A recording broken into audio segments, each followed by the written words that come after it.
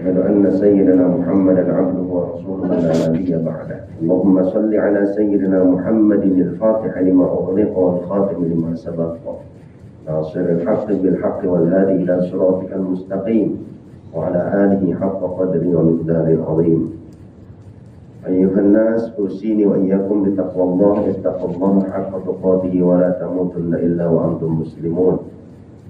قد قال الله تعالى في القرآن العظيم: أعوذ بالله السميع العليم من الشيطان الرجيم لئن شكرتم لأزيدنكم ولئن كفرتم إن عذابي لشديد. صدق الله العظيم وصدق رسوله النبي الكريم وعلى ذلك من الشاهدين والشاكرين والحمد لله رب العالمين. Ma'asyiral muslimin rahimakumullah, mari tingkatkan ketakwaan kita kepada Allah Subhanahu wa taala. Di antara salah satu tanda orang bertakwa adalah pandai bersyukur. Bukan hanya tentang apa yang dapat dia makan ataupun tentang uang yang ia kumpulkan. Karena nikmat bukan hanya sebatas makanan yang akan menjadi kotoran di dalam perut, bukan hanya sebatas pakaian yang akan menjadi lusuh, bukan hanya sebatas mobil atau kendaraan yang akan menyusut nilai atau harganya. Tapi di antara salah satu nikmat dari Allah yang patut kita syukuri adalah nikmat sehat, nikmat iman Islam, dan juga nikmat dipertemukan dengan orang-orang yang soleh, yang menjadi teman, yang bisa membawa kita kepada rasa syukur, pada ketakwaan, pada kesolehan, pada kebenaran, dan segala macam amal-amal yang baik yang bisa menjadi bekal kita nanti di akhirat. Bahkan pertemanan dengan orang-orang yang soleh itu patut disyukuri karena mereka pun memiliki syafaat. Syafaatul uzma memang diberikan kepada Rasulullah SAW, tapi ada juga syafaat yang Allah berikan kepada sesama muslim, terlebih orang-orang mukmin yang saleh. Sebagaimana termaktub di dalam hadis, di antaranya dalam riwayat dari sahabat Abi Sa'id Al-Khudri radhiyallahu anhu, anna Nabiy sallallahu alaihi wasallam qala, sesungguhnya baginda Nabi sallallahu alaihi wasallam bersabda, di antara sabdanya, petikannya, hatta idza khalasal mu'minuna minan nar. Dari sekian panjangnya hadis, saya akan ambil yang substantifnya saja yang akan saya bahas pada khutbah ini. Kata Rasul, hatta idza khalasal mu'minuna minan nar, hingga ketika nanti orang-orang mukmin mereka selamat dari neraka. Fa walladzi nafsi biyadi, maka demi zat Allah yang diriku ada pada kekuasaannya, kata Rasul, ma minkum min ahadin yashadda munashadatan lillahi fi istiqsa'il haqqi minal mu'minina lillahi yawmal qiyamati li ikhwanihim alladzina finnar. Demi Allah yang jiwaku berada pada kekuasaannya, kata Allah, sungguh kalian begitu gigih dalam memohon kepada Allah untuk memperjuangkan hak saudara-saudara yang mukmin ketika di dunia, yang berada di dalam neraka saat itu pada hari kiamat. Yaquluna, yang mana orang-orang yang sudah masuk lebih dulu ke dalam surga akan berkata, Rabbana kanu yasumuna ma'ana wa yusalluna wa yahujjuna. Wahai Tuhan kami, sesungguhnya teman-teman kami itu dulu ketika di dunia mereka puasa bersama kami saat Ramadan, meskipun panas terik di luar, ditambah di tempat pekerjaannya diuji dengan rasa panas dan lelah, letih, berat rasanya, tapi mereka tetap bersemangat untuk berpuasa, memenuhi kewajibannya sebagai seorang mukmin bersama-sama dengan kami, ya Allah, ketika di dunia. Bekerja sama di satu perusahaan, tapi tetap pada saat Ramadan tiba mereka berpuasa bersama kami. Wa yusalluna ma'ana, mereka juga sholat berjamaah bersama kami. Waktunya sholat, mereka bersama-sama dengan kami sholat. Wa yahujjuna ma'ana, ketika musim haji tiba mereka melaksanakan ibadah haji bersama kami. Ataupun setidaknya ada haji kecil, yakni umroh, mereka melaksanakan nusuk itu bersama kami ketika di dunia. Akan tetapi pemasukan kami ke dalam surga, namun kau masukkan mereka, teman-teman kami yang seperjuangan di dunia itu, ke dalam neraka. Wa yuqalu lahum, Maka dikatakan kepada mereka yang sudah berada di dalam surga, akhriju man araftum, keluarkanlah mereka yang kalian kenal. Keluarkan mereka yang kalian kenal itu dari neraka. Ayo keluarkan cepat, kata Allah Ta'ala. Maka fatuharramu suwaruhum 'alan nari, di antara mereka ada yang diharamkan wajahnya terkena api neraka. Karena apa? Di dalam hadis dalam Sunan Ibnu Majah, ketika Rasul ditanya oleh sahabat, kenapa ya Rasul, kok mereka tidak terkena api neraka wajahnya? Karena disitulah bekas sujud mereka, bekas air wudhu mereka. Mereka rela ketika di dunia merendahkan kemuliaan mereka, yakni wajah mereka pada tanah, demi menunjukkan kemuliaan Allah Subhanahu wa Ta'ala. Merendahkan diri di hadapan Allah, maka oleh Allah Subhanahu wa Ta'ala diberikan petunjuk bagi seluruh ahli akhirat. Inilah orang-orang yang senantiasa menundukkan wajahnya kepada kami, kata Allah.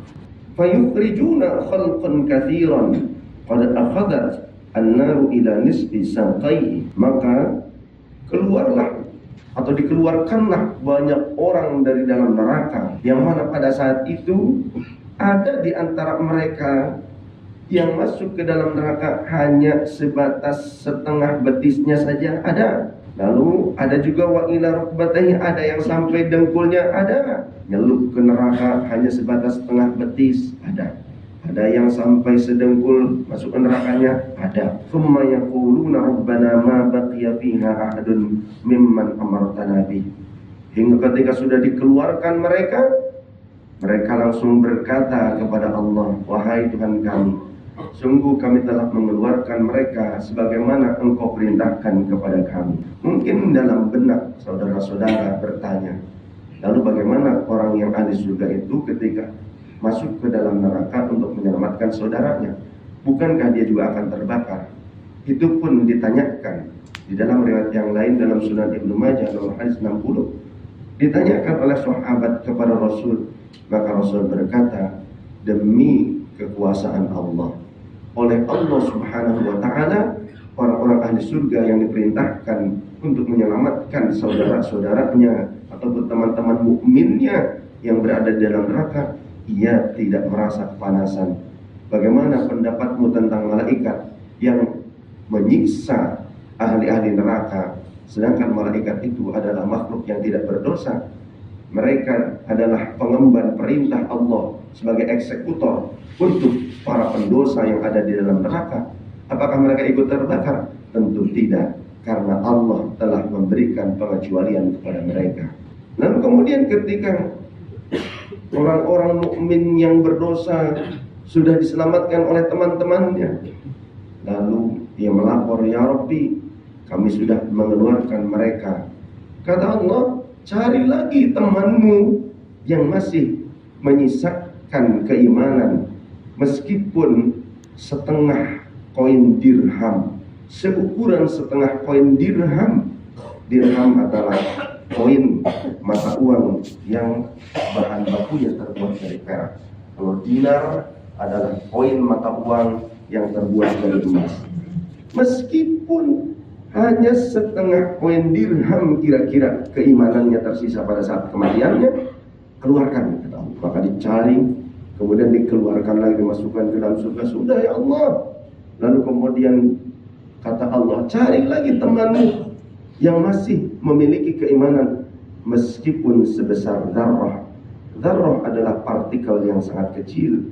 Kita mungkin para ulama mengilustrasikannya di zaman dulu seperti halnya butiran pasir yang sangat lembut, atau ada ulama yang mengartikannya seperti halnya semut hitam yang sangat kecil. Intinya dzarrah adalah partikel yang kecil. Ada juga ulama yang mengartikannya sebagai seperti biji sawi, saking kecil, partikel yang kecil yang masih kasat mata. Cari, kata Allah. Ketika dicari agak susah, karena di dalam hadis yang lain disebutkan kenapa susah. Karena orang yang memiliki keimanan sebesar dzarrah, dia tercelup ke dalam neraka seukuran pundak atau lehernya, sehingga asap neraka itu membuat wajahnya menjadi kelam. Akan Akan tetapi tidak sampai merusak wajahnya, hingga masih bisa dikenali oleh temannya. Lalu kemudian dipanggil, dicari dan ditemukan, diangkatlah, dibawa ke dalam surga. Lalu mereka semuanya fakharra sajidan, tersungkur sujud kepada Allah sebagai bentuk rasa syukur kepada Allah. Inilah yang oleh Rasulullah disebutkan dalam hadis sahih itu sebagai teman soleh yang akan menyelamatkan, teman soleh yang membawa ke dalam surga. Karena pertemanan itu sangat berpengaruh bagi kita, entah secara spiritual ataupun keimanan.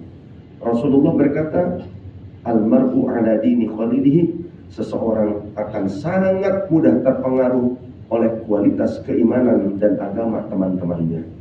Falyanzur ahadukum man yukhalilu, maka selektiflah kalian dalam mencari pertemanan, dalam berteman. Boleh kita kenal dengan siapapun, tapi ketika kita berkomunitas dan bersahabat, maka selektiflah dalam mencari teman akrab, teman karib, sahabat-sahabat yang bisa membawa pengaruh kepada kita, entah baik ataupun buruk. Maka itu ada pada pilihan kita. Innallaha la yughayyiru ma biqaumin hatta yughayyiru ma bi anfusihim. Semua sudah Allah berikan pilihannya kepada kita. Allah telah menyatakan fa'alhamaha fujuraha wa taqwaha, sudah mengilhamkan mana jalan-jalan yang menuju pada kesesatan, kecelakaan, keburukan, dan mana jalan-jalan ketakwaan. Dan Allah juga begitu toleran. Di dalam surah Al-Kahfi, faman syaa'a falyu'min wa man syaa'a falyakfur, kata Allah, kamu mau iman, imanlah dan terimalah hasilnya. Kamu mau kafir, silakan, tapi terima konsekuensinya. Jadi Allah pun ternyata toleran karena semuanya sudah diberikan pilihannya oleh Allah Ta'ala. Jadi kalau celaka, memilih jalan keburukan, jangan menyalahkan Allah. Kalau memilih kemaksiatan, jangan menyalahkan Allah. Kalau memilih jalan sampai celaka, jangan menyalahkan Allah. Introspeksi diri sendiri. Kalau berjumpa atau berteman dengan orang-orang yang membawa keburukan sampai mencelakakan diri kita sendiri, jangan menyalahkan kepada Allah. Bahkan kepada setan sekalipun, di dalam Al-Quran termaktub, kelak di hari kiamat manusia akan menyalahkan setan. Kemudian setan mengingkari dengan berkata, sesungguhnya aku hanya mengajak saja. Sesungguhnya aku hanya mengajak kalian. Adapun kalian sendiri yang melakukannya. Andai kalian menolak ajakanku, tentu kalian tidak akan melakukan kemaksiatan itu. Sungguh saat ini kalianlah yang telah melakukan hal buruk itu.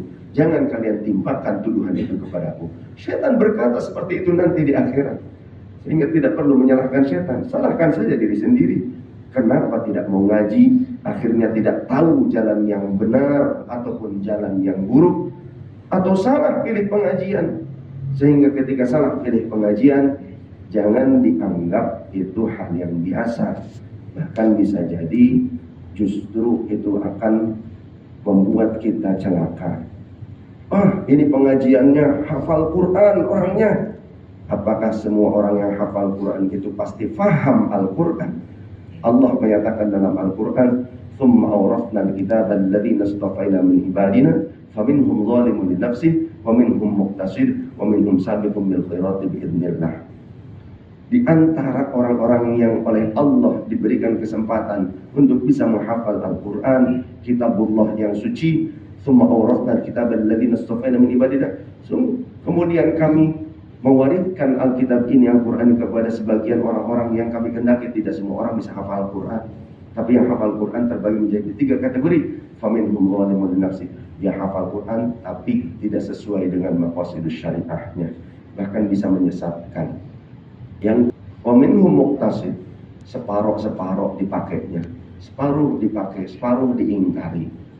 Kemudian yang ketiga, waminhum sabiqum bil khairati biidznillah, yang hafal Quran, ngerti isinya, juga ahli mengamalkannya dan benar mengajarkannya. Karena Rasulullah SAW pernah bersabda, "Innallaha yarfa'u bihadzal kitabi aqwaman wa yad'u bihi akharin."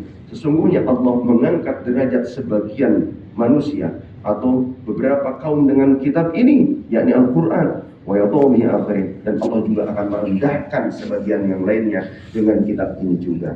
Ada orang yang hafal Quran tapi ternyata doyan dengan membunuh, bahkan gampang mengkafirkan orang lain. Tandanya contoh seperti Abdurrahman ibnu Muljam, namanya Islami sekali, Abdurrahman ibnu Muljam. Siapa dia? Dia adalah pimpinan delegasi guru Hifzul Quran yang dikirim oleh Khalifah Umar ibnu Khattab radhiyallahu an ke Mesir karena permintaan dari gubernur Mesir, sahabat Amr bin As, perlunya dikirim para pengajar Hifzul Quran. Maka dikirimlah delegasi tersebut, yang memimpinnya menjadi guru utamanya adalah Abdurrahman ibnu Muljam.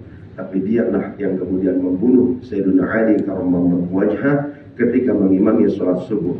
Seperti itulah gambaran-gambaran bahwa tidak semua orang yang pandai berdalil atau bahkan menghafal Quran ternyata berkesesuaian dengan maqasidus syariah.